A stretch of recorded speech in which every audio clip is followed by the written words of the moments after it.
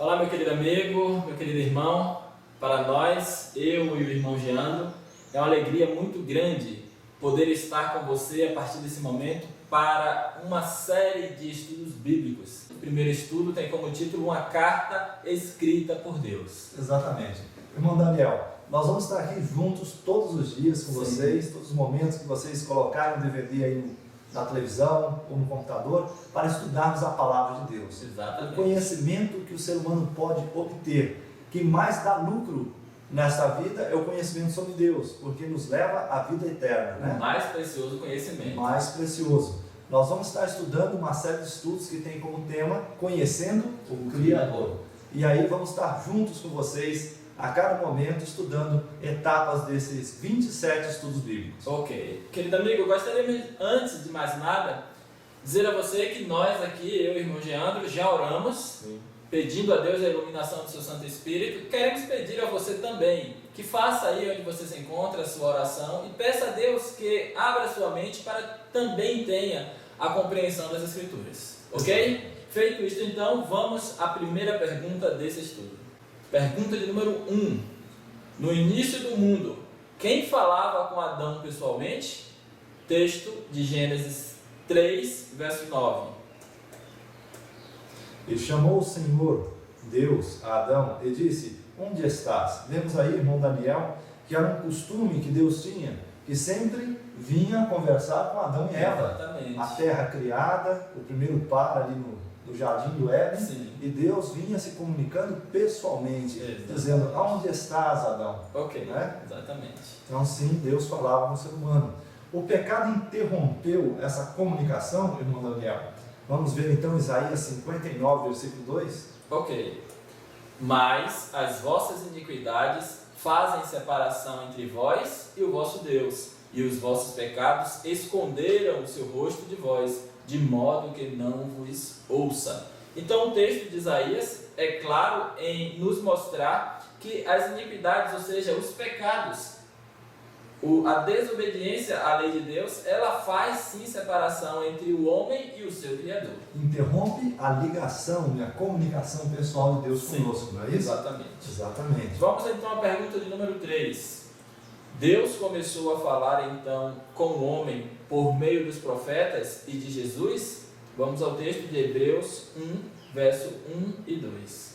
Havendo Deus antigamente falado de muitas vezes e de muitas maneiras aos pais pelos profetas, nesses últimos dias a nós nos falou pelo Filho, a quem constituiu o herdeiro de todas as coisas e por quem fez todo o mundo, também mundo. Ok. Então, muito claro, né, irmão Gênero? O texto Exatamente. diz que Deus, antigamente, ele falava por meio dos profetas. Exatamente, irmão Daniel. E depois, então, quando Cristo vem ao mundo como homem, ele então passa a falar a nós por meio do seu próprio Filho. Exatamente. Não usa mais o conduto dos profetas, Sim. mas pessoalmente, ali no Novo Testamento, né? Sim. Nos 4 evangelhos, a narrativa é pessoalmente de Jesus. Ok. Cristo É isso? falando ao povo. Exatamente. Vamos então à pergunta de número 4. A comunicação por meio dos profetas era realizada por sonhos e visões? Será isso uma realidade? Ou Deus falava de qualquer forma, através de sentimentos e impressões subjetivas? De maneira nenhuma. Números, capítulo 12, versículo 6. Então disse: ouvi agora as minhas palavras. Se entre vós houver profeta, eu, o Senhor, a ele me farei conhecer em visão ou em sonhos, falarei com ele. Então o texto diz que Deus não falava de qualquer maneira com o povo, irmão Geandro. É muito claro quando ele nos diz que por meio de visões e em sonhos ele falava ao profeta e então o profeta passava essa mensagem para o povo. Exatamente, irmão Daniel. Nós estamos vendo, irmãos, você deve ficar atento ao que a Bíblia te ensina, para você não ser enganado, porque nos últimos dias surgirão muitos enganos para enganar o povo de Deus. Exatamente. Então muitas pessoas que se dizem profetas, mas são guiados apenas por impressões de sua mente, acham que estão sendo guiados por sentimentos, né, impressões subjetivas, o irmão deve tomar muito cuidado. Simplesmente Deus fala de duas formas com os profetas, através de sonhos e visões, e eles têm características específicas. Ok, muito bem. Vamos então agora à pergunta de número 5. Que ordem recebeu Moisés? Êxodo 17, verso 14, abra novamente a sua Bíblia.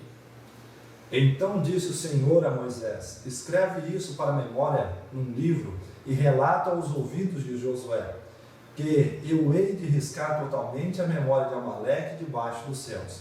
Nós vemos aqui, meus irmãos, que Deus não podia mais confiar o conhecimento de si próprio e das suas coisas, né? Exatamente. De tudo que ele criou, simplesmente ao ouvido das pessoas. Não poderia né? confiar na memória, né? Exatamente. Mas agora Deus manda que seja registrado em livro, né? Para memorial. Muito bem. Então vamos agora à pergunta de número 6. Moisés cumpriu a ordem dada por Deus? Êxodo 24, verso 4.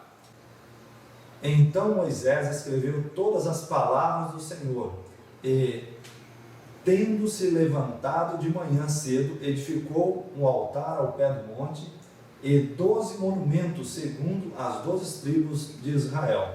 Realmente nós vemos aqui, irmãos, que Moisés ele levou a termo, escreveu justamente aquilo que Deus lhe pediu que fizesse. Todas as palavras do Senhor. Sem deixar escapar nenhuma. Ok, muito bem. Vamos agora então à pergunta de número 7. Alguma parte da Bíblia é de invenção humana? Será que tem alguma coisa na Bíblia que não era parte de Deus? Vamos ver então, 2 Timóteo capítulo 3, versículo 16 e 2 Pedro capítulo 1, versículo 21. Ok, vamos à leitura da palavra de Deus então. Toda a Escritura é inspirada por Deus e proveitosa para ensinar, para repreender, para corrigir, para instruir em justiça. Próximo texto. Porque a profecia nunca foi produzida por vontade de homem algum, mas os homens santos de Deus falaram inspirados pelo Espírito Santo. Então, os textos que nós acabamos de ler, irmão Geandro, diz claramente que toda a Escritura, não somente o Antigo Testamento ou não somente o Novo Testamento, mas toda a Escritura foi então inspirada por Deus. E o verso aqui então de Pedro diz claramente que foi ele que falou por meio de homens santos, homens que ele escolheu para cumprir essa missão. Exatamente, ele mesmo, o próprio Deus, enviou as suas palavras aos seres humanos. Ok. Agora a pergunta de número 8, devemos ler a Bíblia para entendê-la ou devemos simplesmente deixar aberta em um móvel na sala, né, como se fosse um talismã? Exatamente, vamos ao texto então. 1 Timóteo 4, verso 13. Exatamente. Até que eu vá, diz o apóstolo Paulo, aplica-te à leitura e à exortação e ao ensino. Vemos aqui, irmãos, que o apóstolo Paulo, ele exorta Timóteo a que ele fique firme na leitura da palavra de Deus. Sim. Né? Então, realmente, Deus que quer que nós, para que nós possamos compreender a Bíblia, não simplesmente a temos em casa, em nossa mão, ou uma leitura superficial, mas uma aplicação, leitura exatamente. Né? Ok. Da palavra. Muito bem. Feito isto, vamos à pergunta de número 9. Devemos meditar na Bíblia de dia e de noite? Vamos ao texto de Josué, capítulo 1, versos 7 e 8. Então somente esforça-te e tem muito bom ânimo, cuidando de fazer conforme toda a lei do meu servo Moisés te ordenou. Não te desvie dela, nem para a direita, nem para a esquerda, para que prudentemente te conduzas por onde quer que andares. Não se aparte a tua boca do livro dessa lei, antes medita nela dia e noite, para que tenhas cuidado de fazer conforme tudo quanto nela está escrito, porque então prosperar o teu caminho e serás bem-sucedido. Vemos que realmente devemos meditar na palavra de Deus dia e noite.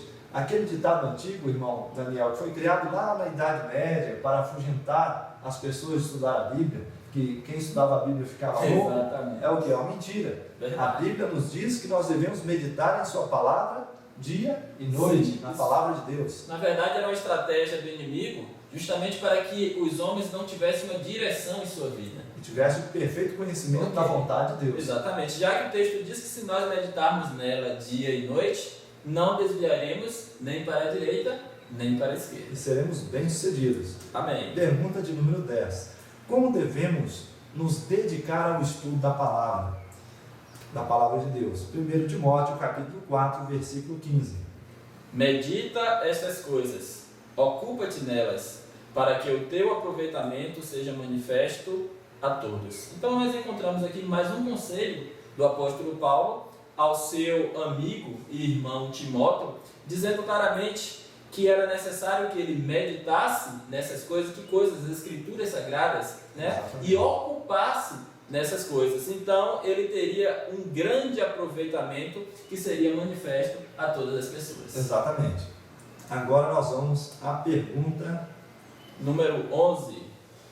Devemos comparar os textos para entender a Bíblia? Vamos aos textos de 1 Coríntios 2, verso 13, e Isaías 28, 10 a 13. Os quais também falamos, não com palavras ensinadas com sabedoria humana, mas com palavras ensinadas pelo Espírito Santo, comparando coisas espirituais com as espirituais. Próximo texto. Porque mandamento sobre mandamento, mandamento sobre mandamento, regra sobre regra, regra sobre regra, um pouco aqui, um pouco ali. Assim, pois, a palavra do Senhor lhe será mandamento sobre mandamento, mandamento sobre mandamento, regra sobre regra, regra sobre regra, um pouco aqui, um pouco ali, para que vão e caiam para trás e fiquem quebrantados, enlaçados e presos. Então o texto, irmão Geandro, aqui nos diz claramente que precisamos estudar a Bíblia um pouco aqui, um pouco ali, e também comparar as coisas espirituais com as espirituais. Exatamente, irmão. Muito claro essa explicação aqui da palavra de Deus. Irmãos, é interessante nós notarmos quem é que vai cair para trás, que cai enlaçado e preso. Justamente aqueles que não seguiram o conselho. Exatamente. Comparando a Bíblia com a própria Bíblia. Os que buscam textos isolados na Bíblia para então defender seu ponto de vista doutrinário. Exatamente. Né? Então são vai esses acabar que ficando enlaçado e preso. Mas se nós compararmos a Bíblia um pouco aqui e um pouco ali, descobriremos o seu sentido. Sim. Se nós encontrarmos um texto difícil nas Escrituras, nós devemos comparar ele com o próprio contexto em que se encontra e até em outros lugares que se fala do mesmo assunto. É deixar a Bíblia falar por si só. Ela é o seu próprio intérprete. Amém. Vamos então à pergunta de número 12.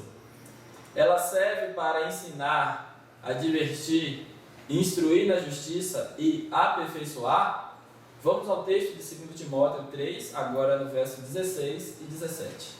Toda a Escritura é inspirada por Deus e proveitosa para ensinar, para repreender, para corrigir, para instruir em justiça, para que o homem de Deus seja perfeito e perfeitamente instruído para toda boa obra.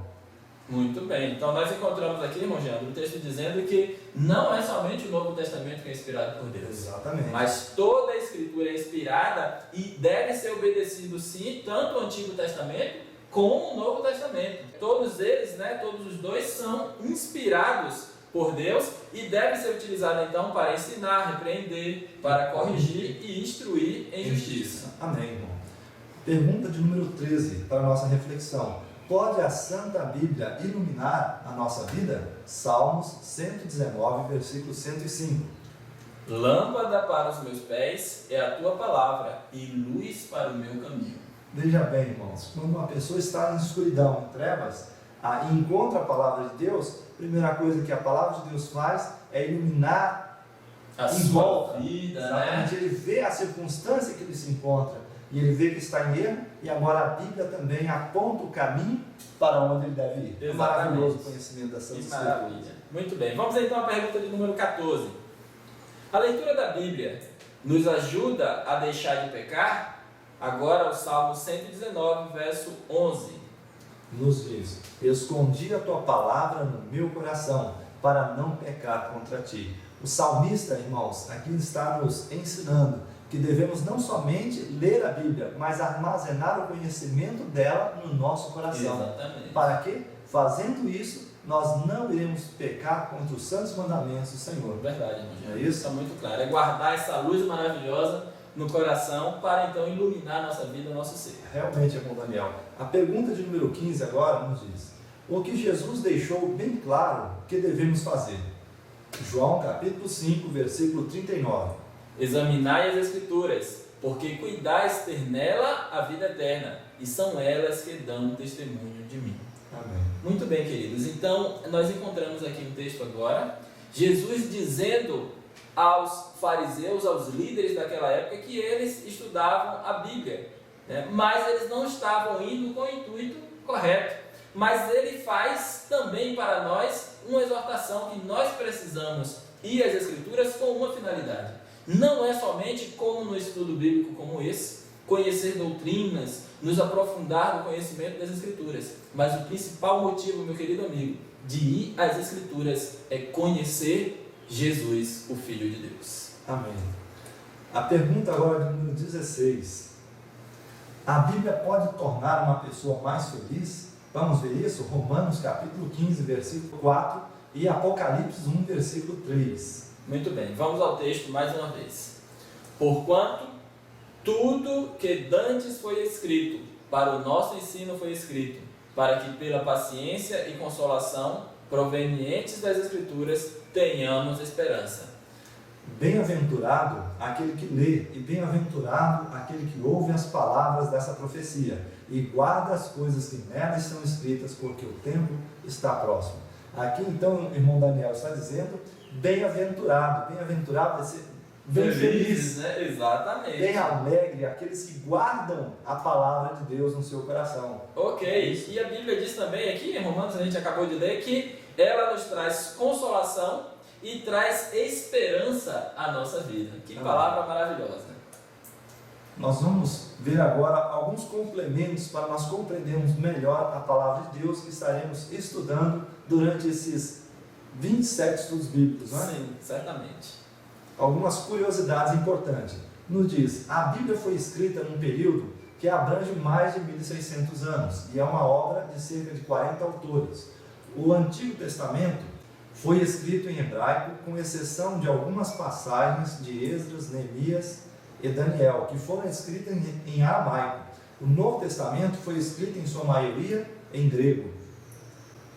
A Septuaginta é uma tradução do hebraico para o grego e tem este nome em homenagem a 70 intelectuais judeus que prepararam.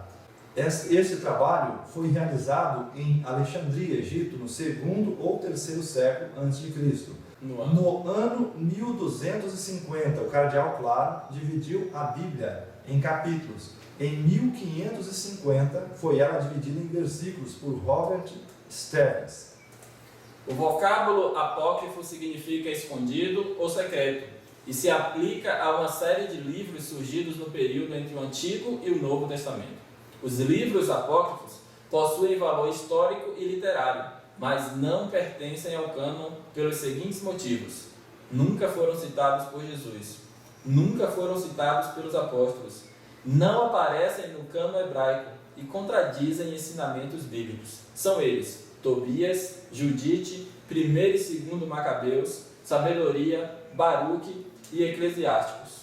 Então, queridos amigos, nós tivemos aqui algumas observações interessantes quanto à história, à formação deste livro maravilhoso. E nós queremos encerrar esse primeiro estudo com um conselho muito claro para a sua vida.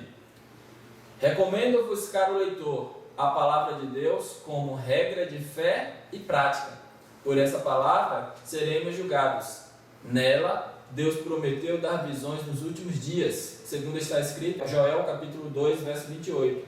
Não para uma nova regra de fé, mas para conforto do seu povo e para corrigir os que se desviam da verdade bíblica.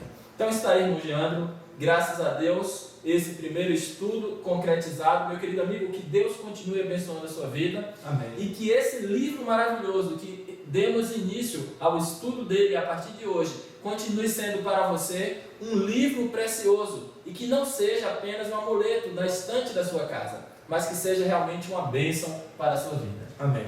Até a próxima estudo. Que Deus continue abençoando a sua vida.